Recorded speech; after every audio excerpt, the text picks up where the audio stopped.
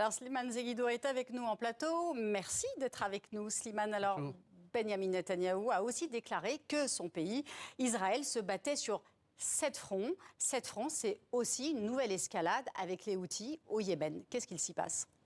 Il se passe que les Houthis ont envoyé un drone qui a réussi à percer les défenses de la marine américaine qui est très présente dans la mer Rouge. Ce missile aurait parcouru 2000 km pour entrer à Tel Aviv, capitale économique du pays, mais aussi capitale qui abrite le ministère de la Défense israélien.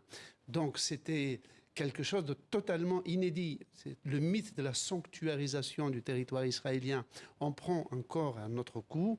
Du coup, Israël s'est senti obligé d'aller frapper le port de Hodeïda, qui est la seule fenêtre par laquelle rentre au Yémen, qui, rappelons-le, a été ravagé par une guerre civile, où la moitié de la population des 30 millions d'habitants a besoin d'aide humanitaire pour survivre. Donc c'est par ce port contre le pétrole, contre les armes et l'aide humanitaire. Donc c'est un coup très très dur qu'Israël inflige aux Houthis. La question est-ce que c'est l'Iran et Israël qui continuent de jouer au chat et la souris?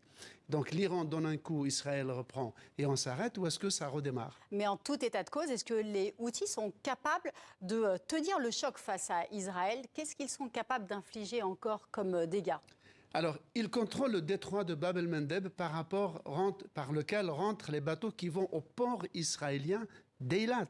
Ce port est le seul qu'Israël a pour aller dans l'océan Indien. Et donc, jusqu'ici, il est très sévèrement frappé économiquement, puisque les bateaux supposément allant vers Israël sont attaqués. Donc, de ce côté-là, c'est une guerre asymétrique. Les Houthis ne pourront pas vaincre Israël, mais Israël non plus ne pourra pas les faire taire, puisqu'ils garderont toujours une capacité de nuisance d'autant plus forte que l'Iran leur fournit des armes très sophistiquées, qu'eux-mêmes fabriquent des armes avec des composants importés. Et surtout, n'oublions pas que Vladimir Poutine avait dit aux Occidentaux que si les Occidentaux donnaient des armes aux Ukrainiens pour frapper les Russes allaient peut-être donner des armes aux adversaires des Occidentaux pour sévir contre les Occidentaux, donc y compris Israël.